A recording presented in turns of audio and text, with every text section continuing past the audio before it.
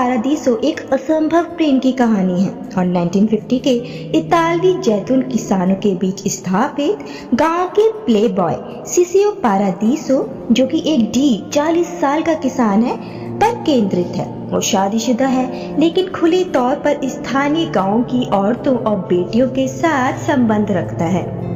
लेकिन उसका सच्चा प्यार बियांका है, जो कि गांव के जमींदार की बेटी है और ये मैडम सिसियो की पत्नी है और इन मैडम का नाम है लूसिया और इन दोनों का एक प्यारा सा बेटा है। और फिर हम इस गांव के जमींदार कैंपो से मिलते हैं और वो किसानों और उनकी बेटियों के साथ जैतून के खेतों में है। फिर बियांका सबके लिए सैंडविच खाने के लिए लाती है और वहीं कैंपो एक बड़ी बड़ी आंखों वाली लड़की को शेल्टर में आराम करने के लिए कहता है। वो वहाँ से चली जाती है और पीछे से कैंपो भी वहाँ आ जाता है और उसके शरीर को यहाँ वहाँ छूने लगता है और फिर वो उसका रेप करता है। और ये हरकतें वो अक्सर गांव की गरीब बेटियों के साथ किया करता था।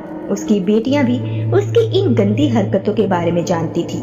वहाँ जब किसानों से उनकी ऑलिव की पैदावार को बेचने के बदले कम पैसे मिलते हैं तो सिसियो उस कलेक्टर के सामने ये ऐलान करता है कि वो इस बार पैदा हुई ऑलिव की सारी पैदावार को खरीद चुका है। कलेक्टर नाराज होकर वहाँ से चला जाता है और उसके बाद सारे किसान जश्न मनाने लगते हैं।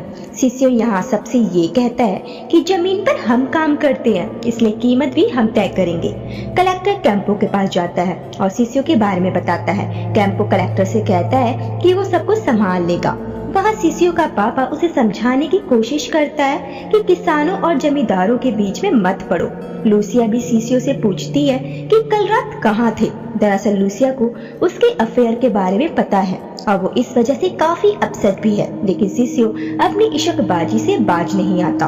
वहाँ कैंपो सिसियो से बात करता है और पूछता है कि वो किसानों को उनके खिलाफ क्यों भड़का रही है और ये भी कि क्या वो उसकी बेटी बियांका को जानता है। बियांका कहती है वो उसे नहीं जानता। दरअसल कैंपो को अफवाहों से ये पता चला है कि उसकी बेटी के साथ सिसियो का संबंध है।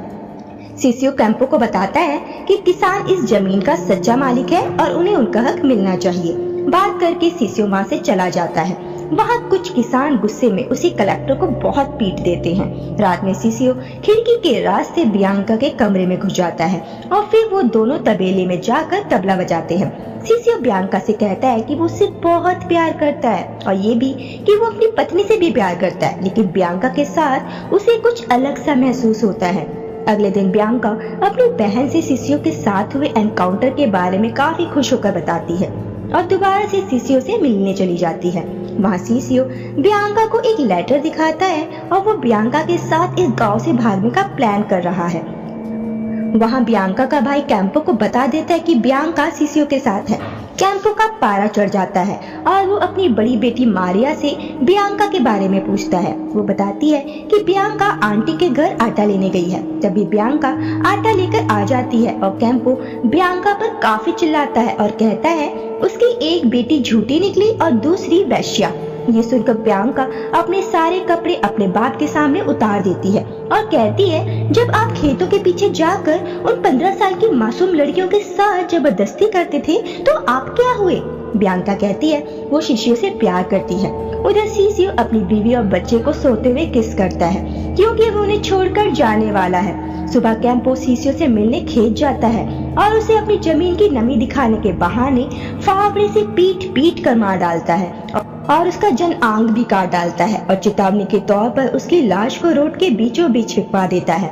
उसके घर वालों और गांव वालों का रो रो कर बुरा हाल हो जाता है। वहाँ बियांका भी अपने पापा को रो रो कर गालियाँ देती है। फिर हमें एक फैक्ट्री का सीन दिखाया जाता है और हम देखते हैं कि एंटोनियो जो सिसियो का बड़ा भाई है और हूबहू वो सिसियो की तरह लगता है और इस फैक्ट्री में काम करता है। उसे अपने भाई की मौत की खबर मिलती है और वो अपनी गर्लफ्रेंड जो दरअसल उसी के बॉस की बेटी है उससे अपने भाई की मौत की बात को शेयर करता है और अपने गांव वापस आ जाता है। उसे पता चलता है कि उसके भाई का कत्ल किया गया है।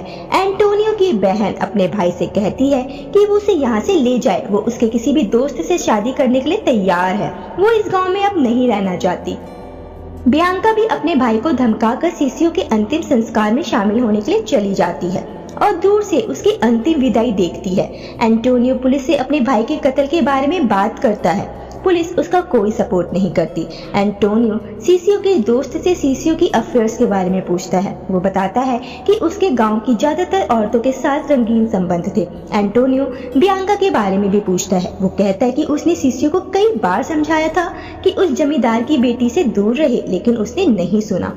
एंटोनियो का पापा उससे कहता है कि तुम वापस चले जाओ और भूल जाओ कि यहाँ तुम्हारा कोई परिवार है, अपने फ्यूचर पर ध्यान दो। एंटोनियो को भी लगता है कि उसे वापस चला जाना चाहिए। जाने से पहले वो कैंपो से मिलने आता है और कहता है कि सबको पता है कि तुमने मेरे भाई के साथ क्या किया। कैंपो कहता है कि अच्छा हुआ सबको पता चलना चाहिए कि मेरी बेटी पर बुरी नजर रखने वाले का क्या हशर होता है। वो एंटोनियो को भी धमकी देता है कि वापस चले जाओ वरना तुम्हारा हशर भी तुम्हारे भाई जैसा होगा। एंटोनियो अपने परिवार से अलविदा कहकर वापस जाने लगता है। फिर हम किसी को कैंपो के घर के बाहर उसे मारते हुए देखते हैं और कैंपो का बेटा भी पीछे से आ जाता है और अपने पापा की लाश देख कर भागने लगता है, लेकिन वो शख्स उसे भी मार डालता है और उनके खून से सने कपड़े उसी जगह फेंक देता है जहाँ सीसीओ की लाश को फेंका गया था।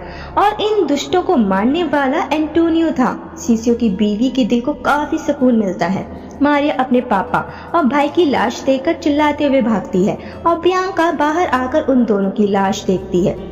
जमींदार के मर जाने से अब बियांका और मारिया को काफी दुख सहने पड़ रहे थे। जमींदार का खौफ गांव के लोगों के अंदर से निकल गया था। उन्हें कोई दुकानदार राशन नहीं देता था, इसलिए उन्हें चोरी करनी पड़ती थी। उनकी जमीन में किसानों ने काम करना बंद कर दिया था, इसलिए बियांका उसी कलेक्टर के पास मदद की उम्मीद से जाती है, लेकिन वो बियांका की मजबूरी का फायदा उठाना चाहता है और उसके साथ रेप करने की कोशिश करता है। बियांका उसके पैरों में फोक घुसाकर भाग जाती है।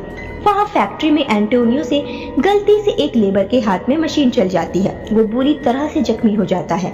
इधर बियांका का भी सीसीओ की याद में बुरा हाल है। उसे सीसीओ और अपनी पहली मुलाकात याद आती है कि कैसे सीसीओ ने सांप के जहर को निकालने के बहाने उसे किस कर लिया था। एंटोनियो अब अपनी गर्लफ्रेंड के लिए केयरलेस हो गया था।